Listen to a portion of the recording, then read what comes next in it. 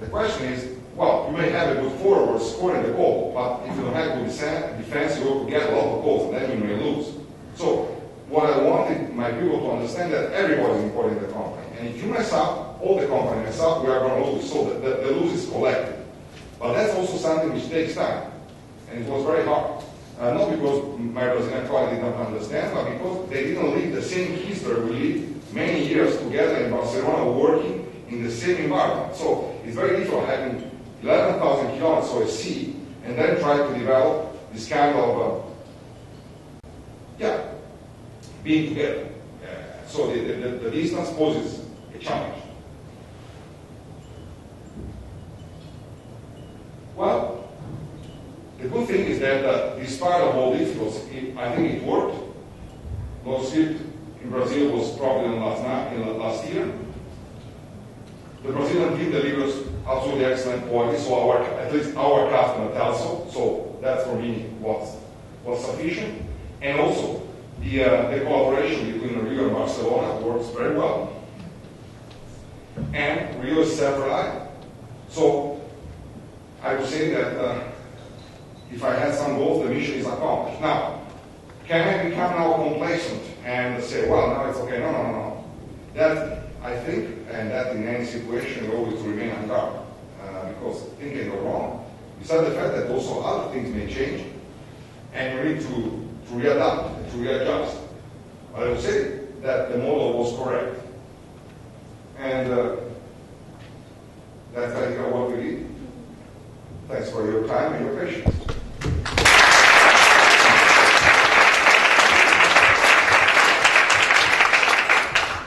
We're going to now open for questions.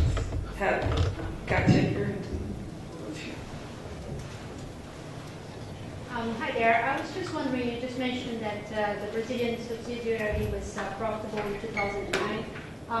When did you start looking? How long did the implementation process take?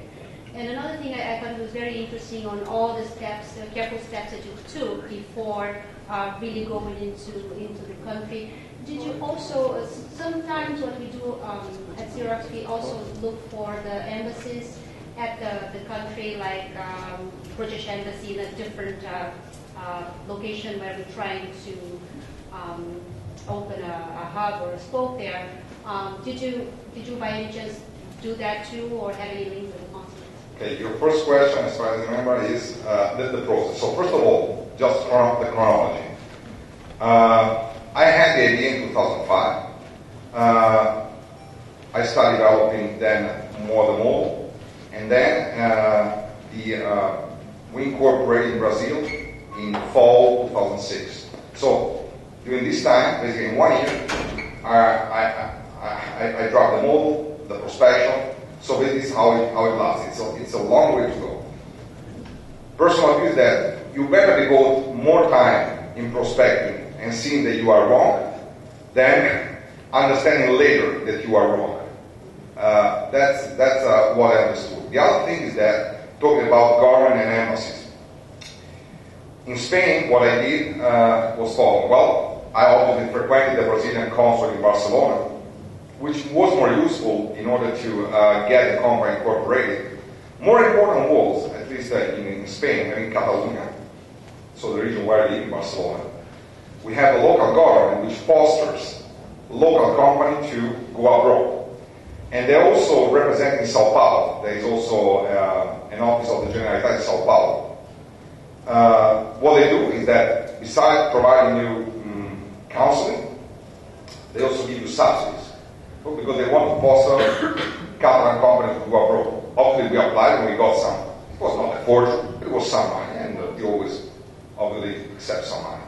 That's what we did. In order to get information, I also, what I did since I used to study at the University of Chicago and have different colleagues spread out around the world, I also met the alumni club of Chicago in Sao Paulo, and they gave me hell of information.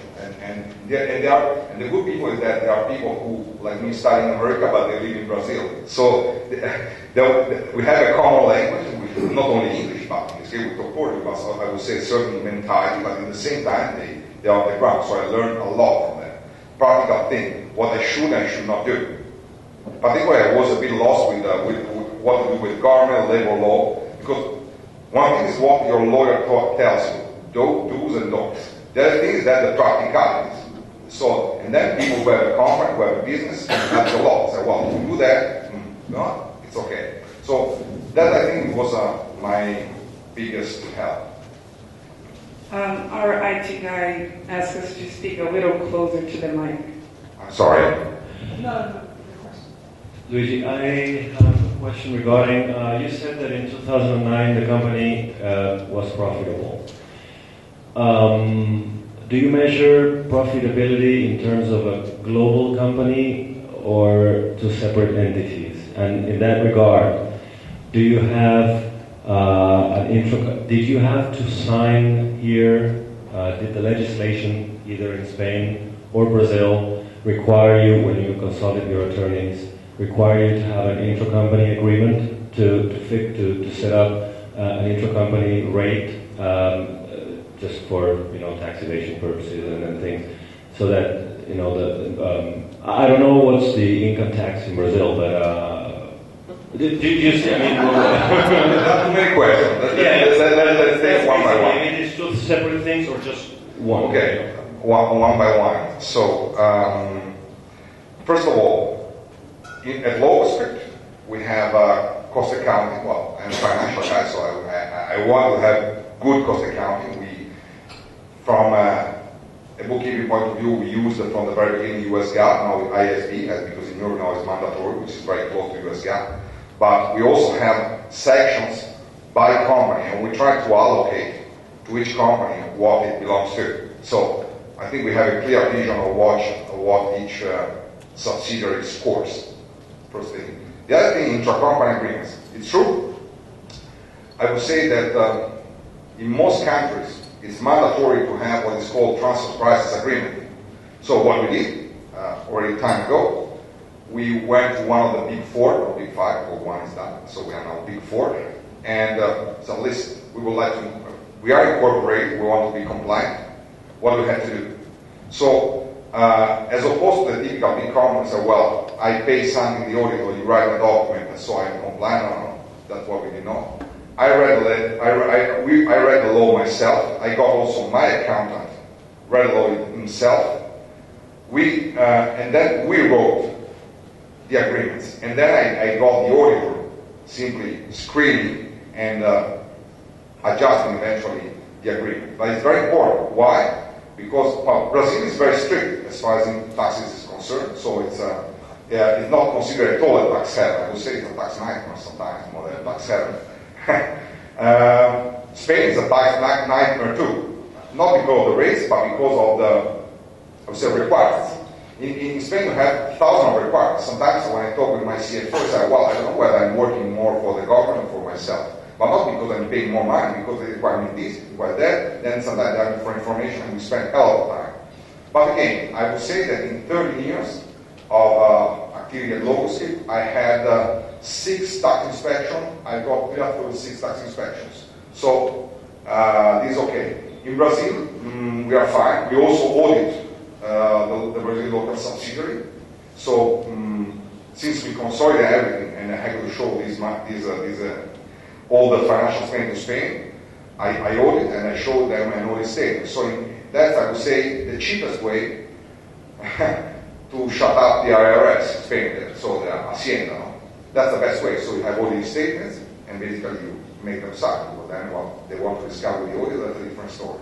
But that, I would say, is well spent money to audit your subsidiary. There is one more question? I have 2 questions.